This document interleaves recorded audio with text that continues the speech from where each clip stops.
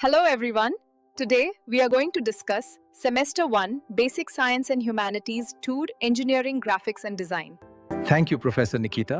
This subject is the backbone of basic science and humanities and helps students connect theory with the real world.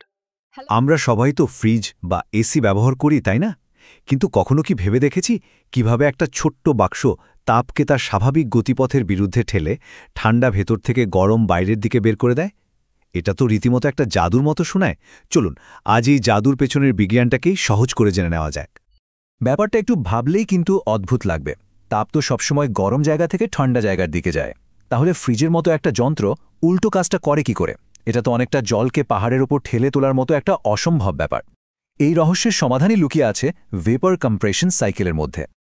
আসলে পুরো সিস্টেমটা একটা 4 অঙ্কের magic শোর মতো। আর এই ম্যাজিকের মূল খেলোয়াড় হল রেফ্রিজারেন্ট। এটা এমন একটা বিশেষ তরল যা বারবার নিজের রূপ বদলে, মানে তরল থেকে গ্যাস আর গ্যাস থেকে তরল হয়ে এই অবিশ্বাস্য কাজটা করে দেখায়। চলুন তাহলে এই ম্যাজিক শোয়ের 4টে অ্যাক্ট দেখে নিই। এই 4টে ধাপ হল ইভাপোরেশন, কম্প্রেশন, কন্ডেনসেশন আর এক্সপ্যানশন। সহজে মনে রাখার জন্য আমরা একে বলতে পারি ECCE। তো চলুন এবার প্রত্যেকটা ধাপে ঠিক কি হয় সেটা একটু কাছ থেকে দেখা যাক। প্রথম অ্যাক্ট ইভাপোরেশন। গরম লাগলে আমাদের শরীর থেকে ঘাম বেরোয়, আর সেই ঘাম যখন শুকিয়ে যায় তখন বেশ ঠান্ডা লাগে। কারণটা কি? কারণ ঘাম বাষ্প হওয়ার সময় আমাদের শরীর থেকে তাপ শুষে নেয়। ফ্রিজের ভেতরেও ঠিক একই ঘটনা ঘটে। রেফ্রিজারেন্ট খুব কম তাপমাত্রায় ফুটতে শুরু করে, আর ফ্রিজে রাখা খাবারের সব তাপ শুষে নিয়ে তরল থেকে গ্যাস হয়ে যায়। দ্বিতীয় অ্যাক্ট কম্প্রেশন। এবার আসরে নামে কম্প্রেসর। ওই ঠান্ডা গ্যাসটাকে ধরে প্রচণ্ড জোরে চাপ দেয়। কখনো সাইকেলের চাকায় পাম্প করেছেন? খেয়াল করে দেখবেন পাম্পটা গরম হয়ে যায়। ঠিক সেভাবেই কম্প্রেসরের চাপে রেফ্রিজারেন্ট গ্যাসটার প্রেশার আর টেম্পারেচার দুটোই সাংঘাতিকভাবে বেড়ে যায়। মানে ঠান্ডা গ্যাসটা এখন একটা সুপার হট গ্যাসে পরিণত হয়েছে। তৃতীয় অ্যাক্ট কন্ডেনসেশন। ধরুন কেটলিতে জল ফুটছে। সেই গরম বাষ্প যদি একটা ঠান্ডা জানলার কাছে লাগে তাহলে কি হবে? জল হয়ে যাবে, তাই তো? এখানেও তাই হয়। ওই গরম হাই প্রেশার গ্যাসটা যখন ফ্রিজের পেছনে জালের মতো পাইপগুলোর মধ্যে দিয়ে যায়, তখন ঘরের বাতাসে নিজের সব তাপ ছেড়ে দেয়, আর ঠান্ডা হয়ে আবার তরলে পরিণত হয়। আর শেষ অ্যাক্ট এক্সপ্যানশন। এবার ওই হাই প্রেশার তরলটাকে একটা খুব সরু ভ্যালভের মধ্যে দিয়ে জোর করে পাঠানো হয়। ডিওড্রেন্ট স্প্রে করার সময় ক্যানটা ঠান্ডা হয়ে যায় না? ঠিক সেভাবেই ওই সরু পথ দিয়ে বেরোনোর সাথে সাথে রেফ্রিজারেন্টের প্রেশার হঠাৎ করে অনেক কমে যায়, আর ওটা বরফ ঠান্ডা তরল আর বাষ্পের একটা মিশ্রণ হয়ে যায়। ব্যাস, এই বরফ ঠান্ডা রেফ্রিজারেন্টটাই আবার ফ্রিজের ভেতরে ঢুকে নতুন করে সাইকেলটা শুরু করে। তাহলে একটা প্রশ্ন, এই পুরো সাইকেলে কোন যন্ত্রটা রেফ্রিজারেন্টের চাপ আর তাপমাত্রা দুটোই বাড়িয়ে দেওয়ার জন্য দায়ী? একটু ভাবলেই উত্তরটা পেয়ে যাবেন। আচ্ছা, ম্যাজিক তো দেখলাম। এবার চলুন ম্যাজিশিয়ানের ব্লুপ্রিন্টটা একটু ঘেটে দেখা যাক।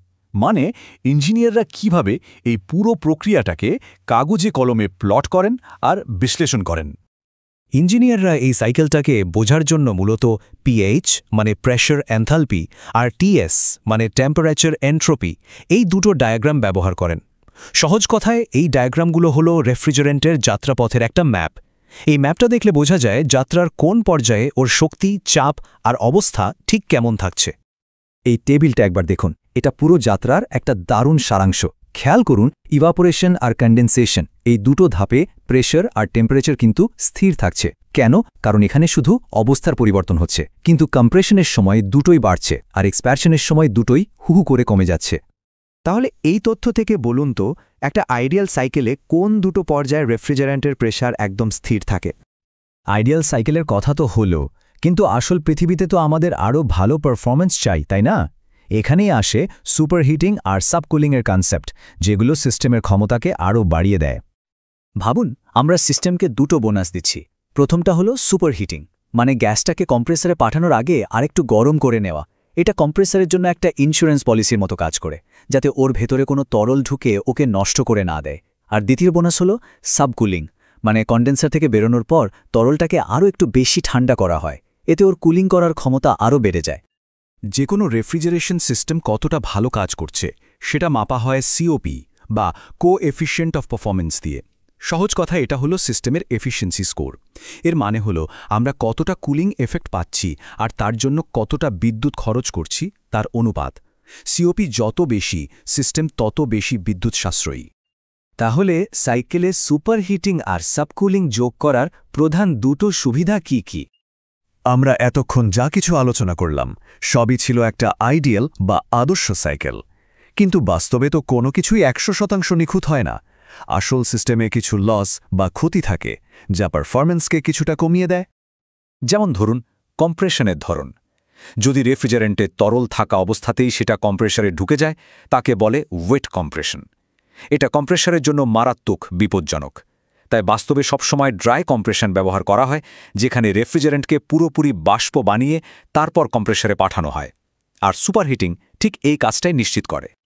এছাড়াও আসল সাইকেলে আরও কিছু সমস্যা থাকে, যেমন পাইপের মধ্যে দিয়ে যাওয়ার সময় ঘর্ষণের জন্য প্রেশার কিছুটা কমে যায়। আবার কম্প্রেসারটা তো আর নিখুঁত যন্ত্র নয়, তার নিজেরও কিছু লস থাকে। এই সব ছোটখাটো ব্যাপারগুলো মিলিয়েই আসল সাইকেলের পারফরম্যান্স আইডিয়াল সাইকেলের থেকে সবসময় একটু কম হয়। তাহলে শেষ প্রশ্ন, কম্প্রেশনের আগে রেফ্রিজারেন্টকে পুরোপুরি শুকনো বাষ্প অবস্থায় রাখাটা এত জরুরি কেন? উত্তরটা কিন্তু সিস্টেমের হার্ট মানে কম্প্রেসরের সুরক্ষার সাথে জড়িত। চলুন যা কিছু শিখলাম তা একবার ঝটপট রিভিশন করে নিই। এ ভেপার কম্প্রেশন সাইকেল শুধু বইয়ের পাতায় থাকা একটা কনসেপ্ট নয়, এটা আমাদের আধুনিক জীবনের একটা অপরিহার্য অংশ। মূল কথা হলো আসল জাদুটা রেফ্রিজারেন্টের অবস্থা পরিবর্তনের মধ্যে লুকিয়ে আছে। সাইকেলটা হলো ইসিসিই, ইভাপোরেশন, কম্প্রেশন, কনডেনসেশন আর এক্সপ্যানশন। এর মূল লক্ষ্য হলো প্রেশারকে নিয়ন্ত্রণ করে স্ফুটনাঙ্ককে নিজের ইচ্ছেমতো বদলে ফেলা।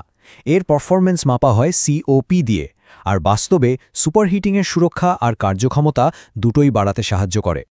আর এটা মনে রাখা দরকার, এই প্রযুক্তি শুধু ফ্রিজ বা এসিতেই আটকে নেই। খাবার ও ওষুধ সংরক্ষণ থেকে শুরু করে ভবিষ্যতের টেকসই শক্তি যেমন হিট পাম্প, এই সব কিছুর পেছনেই এই একই মূল নীতি কাজ করছে। আসলে শক্তিকে দক্ষতার সাথে এক জায়গা থেকে অন্য জায়গায় সরানোটা শুধু থার্মোডাইনামিক্সের একটা অধ্যায় নয়, এটা একটা সুস্থায়ী ভবিষ্যৎ গড়ার চাবিকাঠি। তাই এই জ্ঞানটা শুধু পরীক্ষার জন্য নয়, ভবিষ্যতের ইঞ্জিনিয়ার হিসেবে একটা ভালো পৃথিবী গড়ার অন্যতম হাতিয়ার। আমাদের সঙ্গে থাকার জন্য অনেক ধন্যবাদ।